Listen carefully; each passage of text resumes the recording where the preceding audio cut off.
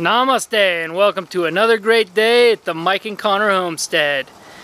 Been away on vacation. We went to Northern California for a couple days. My wife and my stepson and I. Really good time. Glad to be back though. Beautiful area. We went from Eureka, California down the coast and left the coast at Bodega Bay, came back to Reno. So really good trip. And figured it'd be a great time to start our vegetable series. So I'm going to be talking about growing vegetables in the ground. So we'll start off. I wanted to give you guys a little update on the aquaponics, show you how everything's growing and everything. So let's take a look. So I've been doing some pruning here of the tomatoes.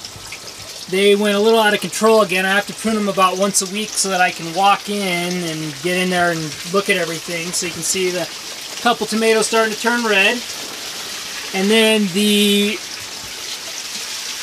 eggplant is just starting to flower, as you can see. Beautiful purple flowers. So that one's blooming. And then you can see the other ones are blooming too. So that's a good sign. Those are in the ground. So we should get some big purple eggplants here in the next couple months. And then you can see the bell peppers there. We got some habanero peppers coming up, just starting right now.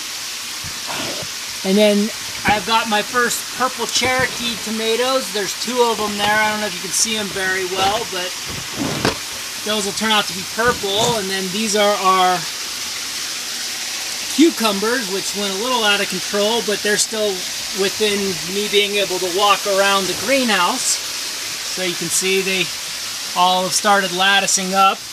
And then our lettuce that we planted, Connor and I planted this about 3 weeks ago. There's the other one. It kind of got overran by the cucumber. And then there's one in here that's he's kind of sad, but I guess I got either can do cucumbers or I can do lettuce. So you can see how many cucumbers are going. They're really loving this. So good update there. All the flowers, I mean, I feel like cucumber might be one of the best suited vegetables for the greenhouse. They just really grow out of control every year. Last year I ended up with a lot more tomatoes than a lot more cucumber than I really needed. My wife puts it in her water, so either way I guess it'll get used one way or another. And then coming into our outdoor garden, these potatoes are right about ready to be dug up and taken out. You can see they don't like the heat. It's been about 100 degrees here the past couple days, so getting ready to pull these out. And then you can see the strawberries. I put some chicken doo-doo in there and they seem to really like that. They're a nitrogen loving plant. And then here are my garlic and snow peas. And I've been getting a ton of snow peas. I mean, they're so good too. Probably one of the easiest crops I've ever grown. You plant it and then it just grows out of control, and that's what those guys are doing. Then these are some wildflowers I planted them from seed. And then these are skyscraper sunflowers. So you can see there's a couple of those coming up. They will get to be 12 feet tall at full maturity. And then coming over here, I've got my watermelon, and they're just now beginning to take. You can see I've got my first flower right there, it looks like. Maybe. And then, so that's going pretty good. And this is my Three Sisters. So again, Three Sisters is a mix of corn, beans, and squash all put together. And the birds got to a bunch of my seeds here, so not everything ended up germinating and becoming a plant, but I still have done pretty good so far. So I'm just going to run what I brung, and it looks like it'll do okay. And then the grapes are starting to kind of take off a bit. They really like the heat apparently. And then there's one of my rogue pumpkin plants here.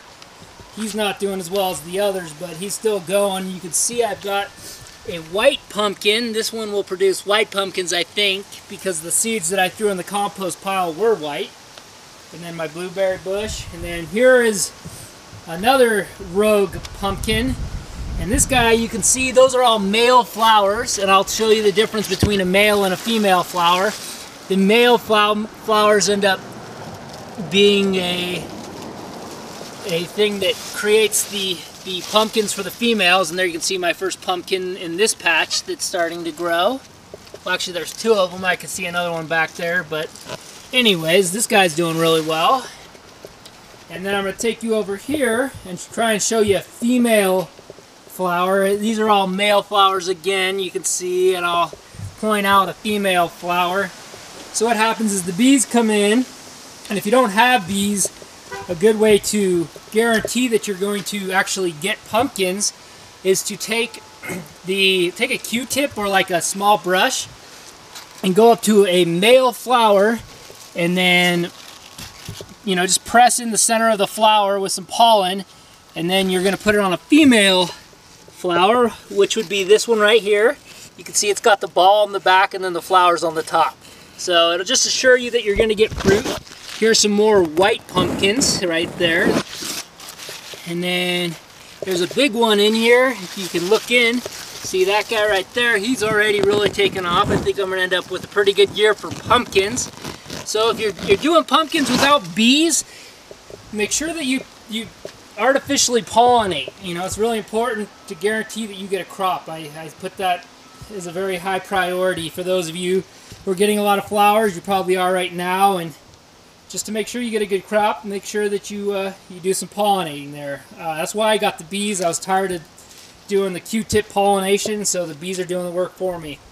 And then these are my carrots. Again, I think that the birds got to a portion of them, but the ones that did go, again, are doing really well.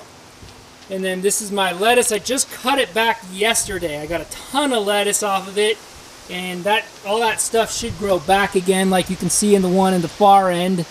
That was cut back about a week and a half ago, and it's coming back. Then this is my spinach, which really got cooked by the sun. I think I'm going to end up cutting it back here within the next day or two. It's starting to try and go to seed, so I think it's a prime time for me to cut it back and have it grow back again as well. And then you can see my onions are going this time, very slow to go, but they are actually living, so I think I'll actually get some onions this time as well. And with onions, when they get to a certain height, you want to fold them over, and they're not to that height yet. So I'll kind of monitor that as well. But as you can see, not a bad year. I should get the potatoes here soon and start concentrating on warm weather crops. And then you can see my fruit trees are still going strong. Probably won't get any fruit off them this year, but they will definitely produce next year, I think, given the setup I have. And then I wanted to show you my blackberries, because they're just now starting to turn into fruit. You can get an idea of what it looks like when they go to fruit, and these ones are kind of starting to fruit, as you can see. And then down here, there's one right here you can really get an idea of. You see that starting to flower, so doing really well. I think I'll kill it this year with the blackberries. These two didn't do as well as this one. As you can see, he's just really enjoying life.